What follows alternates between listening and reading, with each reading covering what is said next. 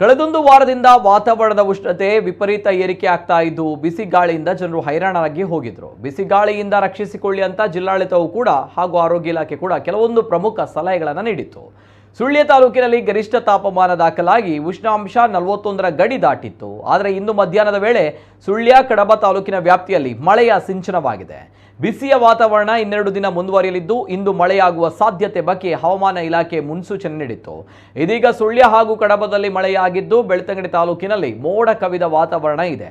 ಬಿಸಿಲಿನ ತಾಪ ಇದೇ ರೀತಿ ಇನ್ನೂ 1-2 ದಿನ ಮುಂದುವರಿಯಲಿದ್ದು ಮಾರ್ಚ್ 17ರಂದು ಮಳೆಯ ಮುನ್ಸೂಚನೆಯನ್ನ ಹವಾಮಾನ ಇಲಾಖೆ ನೀಡಿದೆ.